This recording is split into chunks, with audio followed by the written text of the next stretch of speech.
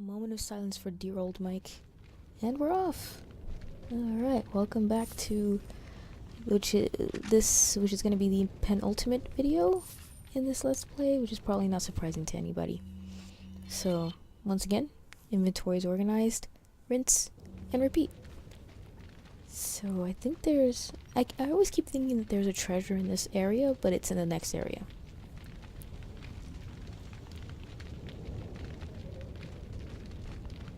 I'm just sad that this dude's from New York, he didn't survive. That's ridiculous. So, random question of the day. Have you guys ever been nostalgic? Now, follow me on this one. Have you guys ever been nostalgic for a game you've never played before? Or at least you've never played in your childhood? I'm really starting to feel this way, and I always get these like random sort of fits of where I just think of a game, no rhyme or reason why, and then I just decide, hey, that would have been cool if I would have played that game when I was younger. So, the game of the day for me is Castlevania Bloodlines. Now, if you know me, you know I've played the Super Castlevania 4. That game. Leon, Somebody got hit you by the taco okay? shits. Yeah.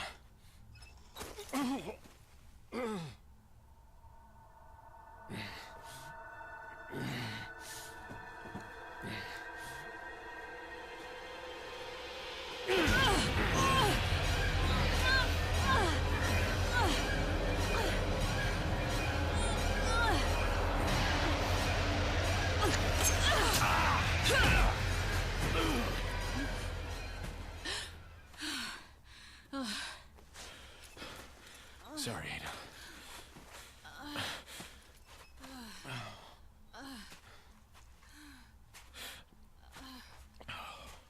We have to get that parasite out of your body. Yeah. But before that, I gotta save Ashley. Fine. Let's split up.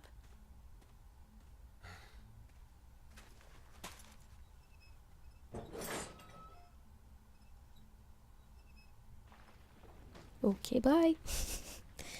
So, just in case it wasn't clear that the situation was urgent, there you go. So anyway, let me get back to this. In terms of the Castlevania series, I've only played a couple of the Castlevania games. The first one I ever played was Super Castlevania 4. And then the one after that I played was Symphony of the Night. Now, if you guys have played those games, you know that they're very different from each other. And I guess I'm now nostalgic for like the older style, like the original style of the Castlevania games, even though I know they're hard as hell. Like, when I played Super Castlevania 4, which is an awesome game by the way, and I love it, I only played it once, and I beat it that time, and I just remember that there was this one part with this boss towards the end of the game.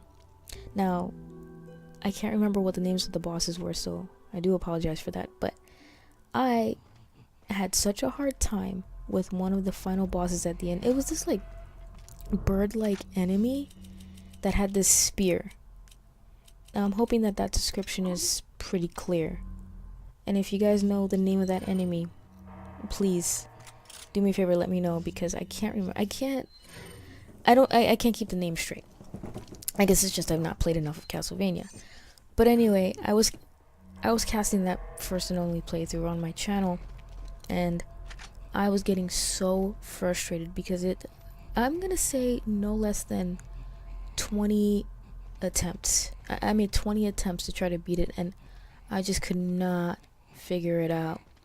But finally I did, and I feel like it was luck, although I'm pretty sure there's some strategy to it.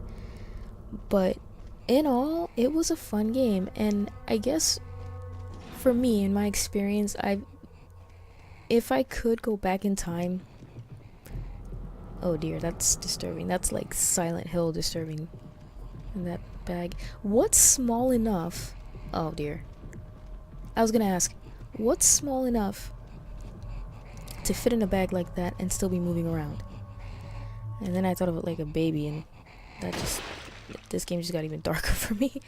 Oh gosh. I put myself in a corner, and that's not very good.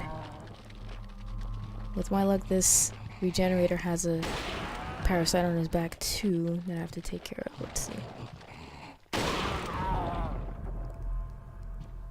Yep, he does.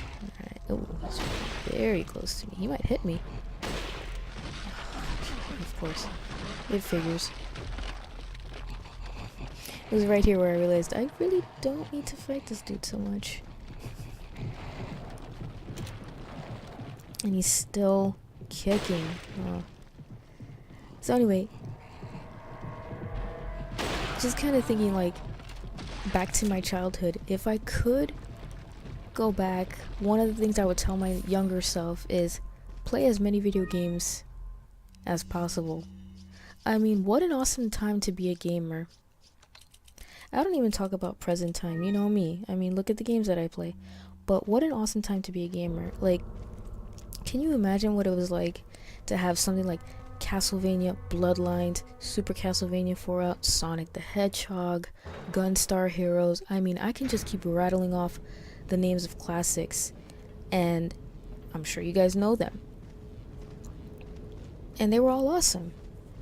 So I just remember as a kid, I didn't play very many games, but the games that I did play, I really enjoyed. But that's my one regret at the same time. It is just I wish I would have expanded my horizons. Like, I wish I would have played Mega Man. I didn't play Mega Man as a kid. Honestly, the first time I played Mega Man was 2006, something like that. I was well into adulthood then.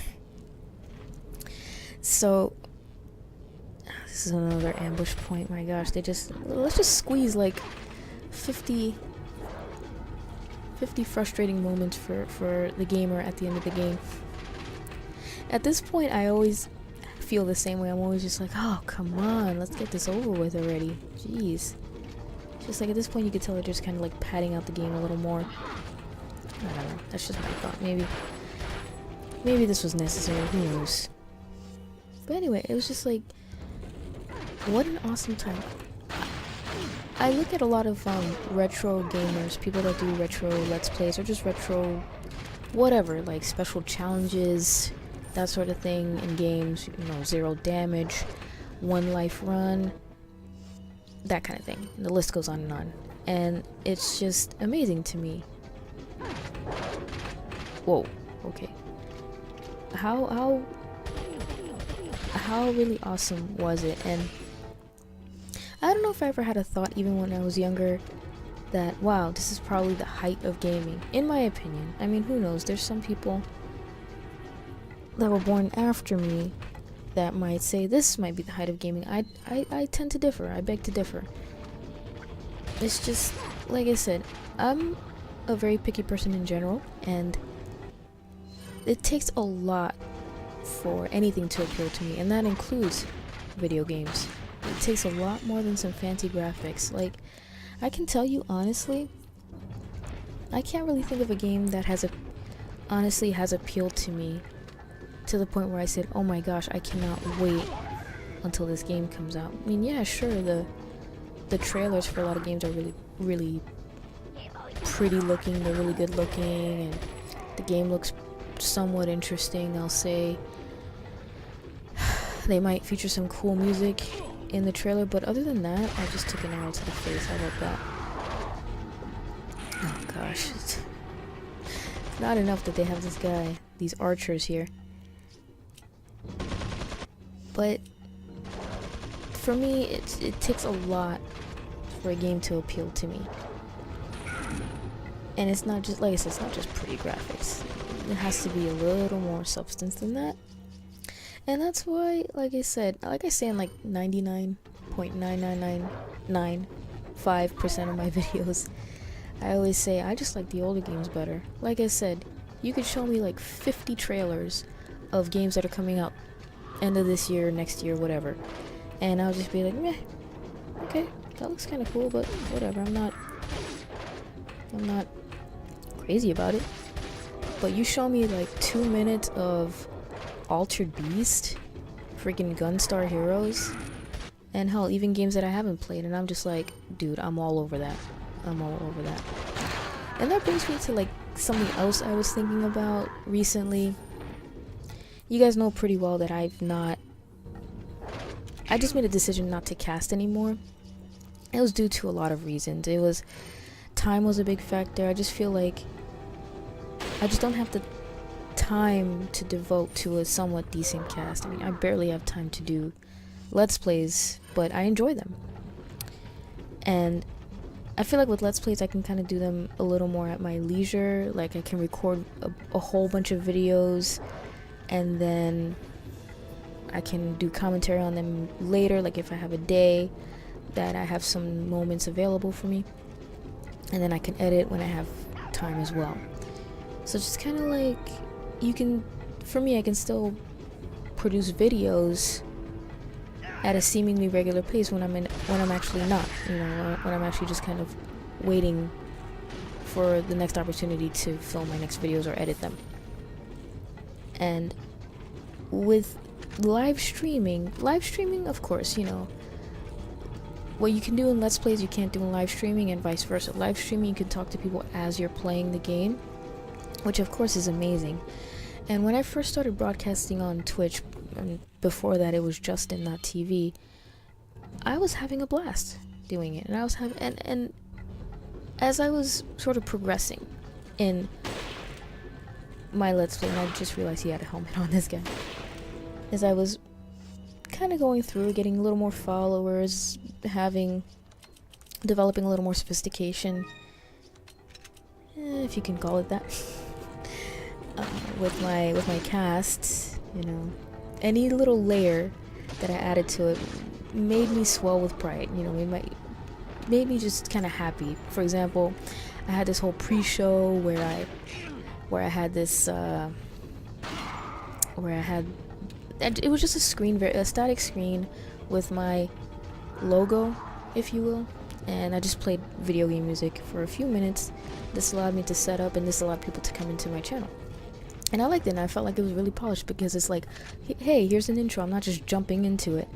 And that's kind of the same thing I did here. So you see in this Let's Play, it's like my first Let's Play where I have an intro, quick 10-15 second thing where, again, my logo, because I'm very egotistical that way. And a little bit of music. And the music, what I'm hoping to do with all of my Let's Plays is to have the music match, or sort of match, the game that it's supposed to be introducing. So you'll see that in my next Let's Plays. But despite all that, despite all the work that I was putting into my cast, I just felt like with everything that was going on, it just felt like, you know, it wasn't right for me.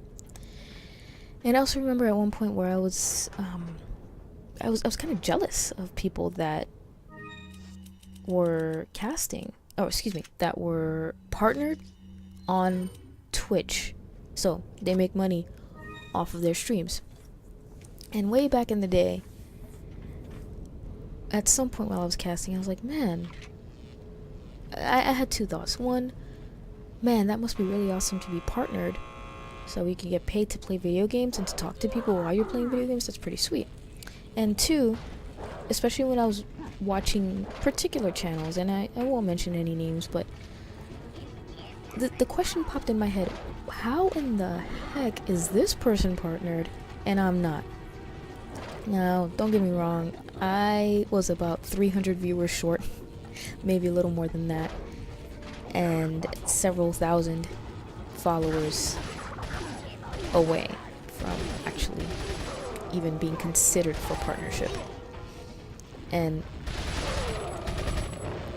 but it kind of defied my logic why some people were partnered, because I could understand when someone has a really cool concept with their channel, they have an interesting, I don't want to say gimmick, but some kind of interesting quirk or some kind of interesting element that they had that allowed them to really stand apart from other channels.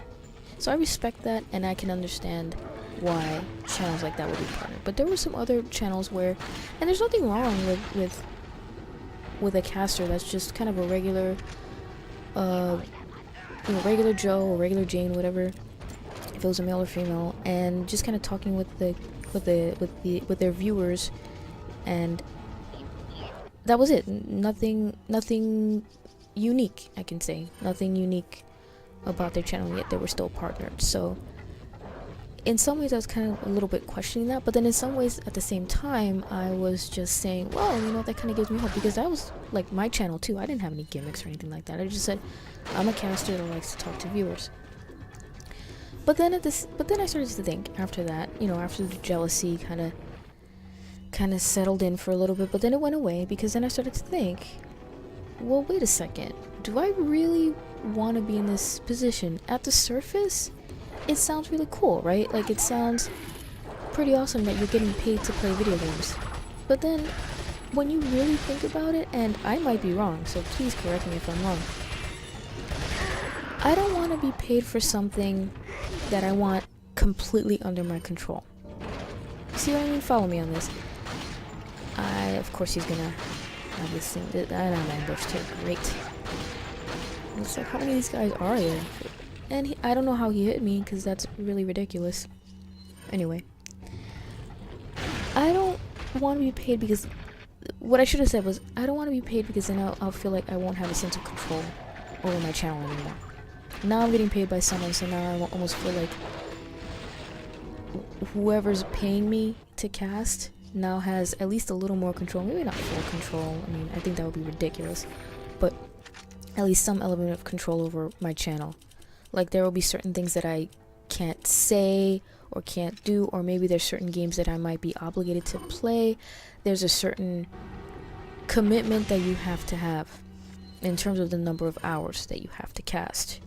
It's either per day or per week. I think it's per week. I think per day would be a little ridiculous. Not to mention the fact that in addition to all that, there's that element, the time element. Do I really want to... Now keep in mind, right now I'm in the I'm studying public health. And so I know all about the issues of what's called a sedentary... I'm not even sure if I'm saying the word. Sedentary lifestyle. And in other words, just sitting all day. And of course with video games, except if you're playing on the Wii, you would be sitting, the Wii or the Kinect, I guess, you would be sitting. And a few years ago that thought never even crossed my mind, but now it's just like, and I cannot believe I missed that with the flash padding, that flash grenade. But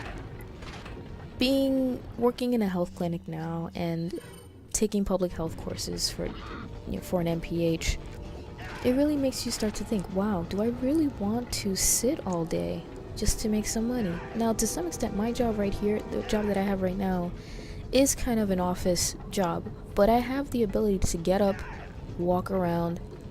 Sometimes I have to get up and walk around, sometimes it's required. And I try to squeeze in physical activity every chance I get. And at the risk of this being kind of a lecture let's play episode, no, but it was just like, then I started to think about all that. With all that knowledge that I have right now, that life, so again, it might sound cool, but to me it no longer does. Like, to me it's just, it's not as great as it seems. I figured here I may as well start using these flash grenades. Try to save a little ammo. I don't really have an issue with ammo this let's play, or this playthrough, but it can't hurt, I suppose. Right? So I just kind of had this like epiphany where I said, it sounded cool, and I might have been jealous for about 5 seconds, but I'm just like, you know what? To each his own, and that's just not for me anymore. It's just not for me. I mean, I'll continue to do my Let's Plays because I enjoy them, but again, I like it because it's at my own pace, and I get to play the games that I want. And here's the deal. This is pretty much a retro Let's Play channel. I mean, there, to be fair, there are some new games that, or relatively new games, I'll just say modern games, I think that might be the accurate description. Might be some modern games that I will be interested down the road in recording, doing Let's Plays of. But looking at kind of the list that I have right now, just thinking about my future projects, my upcoming projects, this is essentially a retro game channel, or a retro Let's Play channel. And that's what it's going to be for the foreseeable future. And who knows, that might change. I don't know, but for now, that's where I see my channel going. That's what I see my channel is in terms of its identity. And it was the same thing with my Twitch channel. It was this Twitch/Hitbox. Let's not forget that I switched over to Hitbox before I stopped casting. And it had nothing to do with Hitbox itself. It was more just, there was a lot of difficulties I encountered. And what I'm referring to is why I stopped casting. It was more a lot of the difficulties I encountered. There were a lot of technical difficulties, and there were a lot of interpersonal difficulties as well, which I've mentioned in a lot of videos in the past, but that's what it is. And it was just like, is it even worth it? I mean, don't get me wrong, I had viewers that were really, really awesome.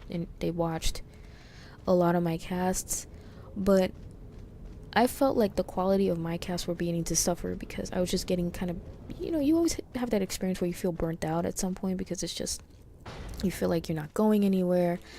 You feel like you're running out of, you're running out of that mojo that kind of made you interesting in the beginning, I say. And I'll be upfront and honest, So that's where I was kind of at. And I said between the technical difficulties that I had, and the technical difficulties were I was basically, every cast started to lag horribly, and I could not figure out how to fix it.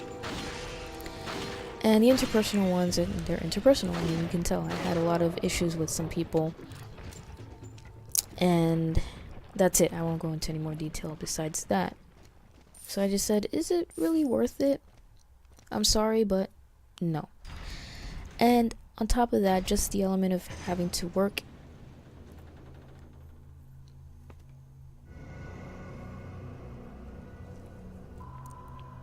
Boobs. You'll soon harbor an awesome power. Yet it seems you would rather choose death. I'm taking Ashley back, whether you like it or not. Ah, the audacity of youth.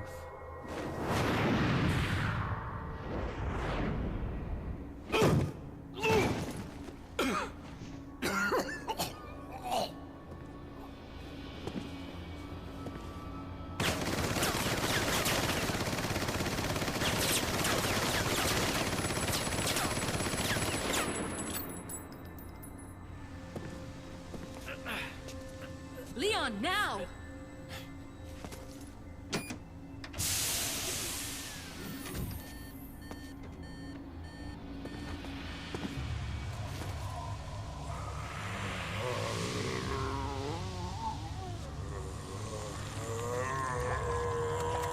Oh god.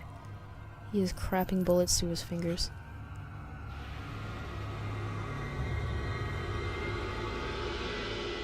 Move! Let's go!